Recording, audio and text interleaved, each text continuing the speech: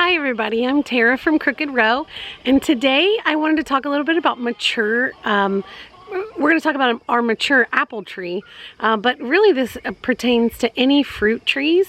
On our property, we have like actually a bunch of mature fruit trees. So we had 3 mature apple trees right in our backyard, like right behind me. If you can see back here, I mean, you can't see where they, but my parents actually owned this farm before we did, and they didn't prune any of their fruit trees. They really had no use for the fruit trees, so they kind of let the fruit trees grow.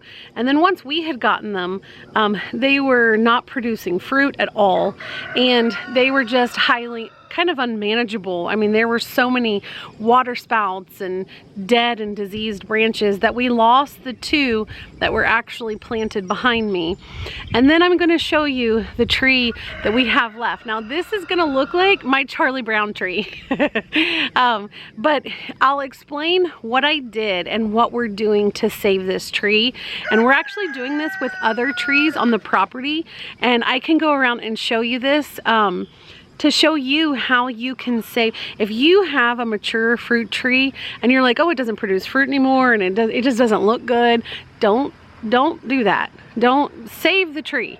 If you hate the fruit, at the very least you can graft another variety into it. And so why would someone do that? Why would someone go to the trouble of doing that? You do that because it's extremely hard to start an orchard anyway, but to get an actual like big tree, that's a big deal. It takes a lot to get them there. I personally am of the thought that I like to save anything I can, but even if you're not like me, even if you don't care whether it gets saved or not, use it to graft. David the Good has an excellent, it's very quick. He shows you how to just quickly graft a tree into another tree. And at the very least, you have a mature tree that is producing the fruit that you love. Like, why would you tear that down? So let's go over to my tree now and I can show you what we did. So here is our tree. As you can see, it is definitely a Charlie Brown tree. It is only coming off on one side. This tree has produced maybe like, I don't know, the size of a ping pong ball apples on them. Tinier actually. And then they would be so diseased that they would fall off or they would shrivel and die. There is like right there, we have a little bit of damaged leaves, but outside of that, we are actually bringing this tree back. And so what has happened though is you see right here, that portion of the tree, it broke off. And up here, that portion of the tree was diseased and we had to cut it off. Now this has been in successive years that we've done this. And it's because you never want to take away more than 1/3 of the tree. And that is true. Dead, damaged, and diseased, you want to always get out, but never take away more than 1/3. So as you can see, we're sort of left with 1/3 over here. So let's go in a little deeper and let me show you kind of what's going on.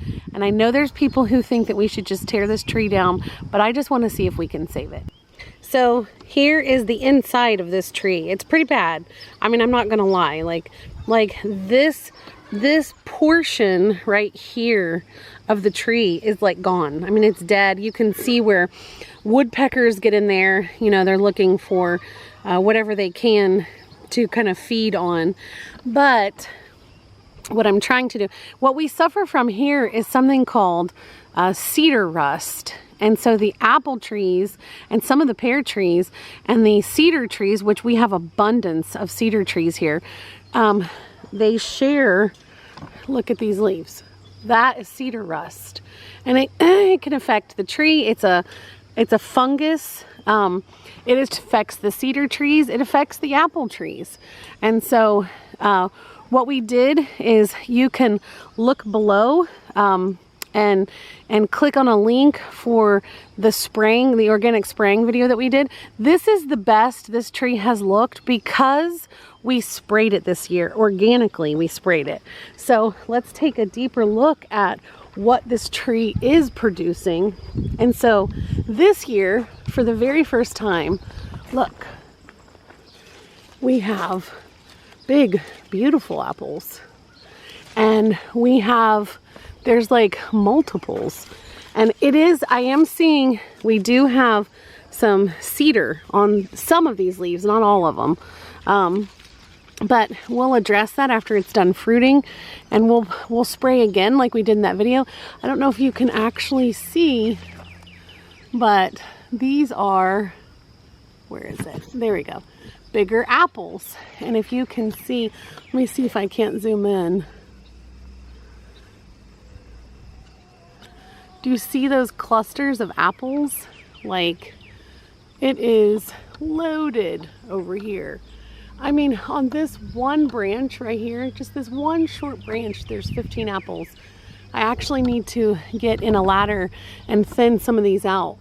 So you want to make sure and drench your tree with that spray. I mean, it is invaluable. I know on a tree like this, we'll probably go through the actual schedule that they have for like dormant oil, but the big one is the copper fungicide. Like this has an actual fungus on it, and so we're going to battle that with our apple and pear trees, especially because we have so many cedars. And so I probably need to look into checking on my cedar trees and seeing if maybe we might need to spray those. But if you have an apple tree, if you have a mature apple tree, let it grow.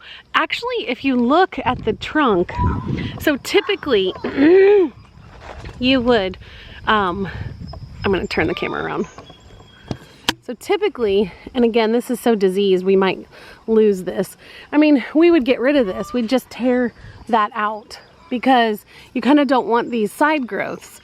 But with this tree having lost so much of the tree, we're going to try to grow out, you know, new branches. And so there are no rules. We act like there's all these rules. Oh, you can't do this, you know? And I have found with gardening, with our orchards, with everything, there is no rule. Try it and see what happens. At the very least, we could take this good trunk here, this trunk, and that what you're seeing right here, that is a symbiotic relationship. This is not harming the tree whatsoever. So when you see this, it's like a green, I don't know, I always called it scale, but it's not. It's actually a symbiotic relationship with the tree. It's fine. But so this healthy trunk, you know, at the very least, we might be able to cut one of these and even graft on a different type of apple, like maybe one of our Honeycrisp apples or just whatever. I think the moral of the story with all of this is keep trying. These are living things that you can save. That's what's so exciting about gardening is, one, no rules. Your area, I hear people say, they tell me I can't grow this. If it's not in your zone, try it anyway. See what happens. There's people who grow all sorts of things. There is a store owner around here, and he has infamously grown tropical trees outside of his store, and it works. I mean, and we're in Ohio, so if Ohio can do these things, I mean, anybody can. But in all actuality, like, I highly encourage you to spray your trees, to prune them. If half of the tree is dead, that's okay. See if you can't grow out side shoots or whatever these are called. And keep growing that tree. I know it looks a little silly to have this Charlie Brown tree in my backyard, but in the grand scheme of things, like, I don't have an HGTV backyard, and so I want anything that we can save. I want to try. I'll keep you updated if we do lose this tree, because we did lose the other two, and we didn't try to save them though. Let me point that out.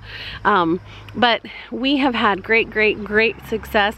I want to run over and also show you the pear tree real quick, because I'll show you how severe we're actually pruning these things to see if we can get them to spur on some growth. Let's head over to the pear tree. Okay, here is our pear tree that we virtually had to gut. The inside of the tree, it was diseased and damaged. I mean, these are very old trees. and and as you can see, like right here in the center, like that is way too many water spouts. We need to get in there and clean all those water spouts out. We have a big farm with lots of trees, and so we don't always get around to these things. But we did clear that center out.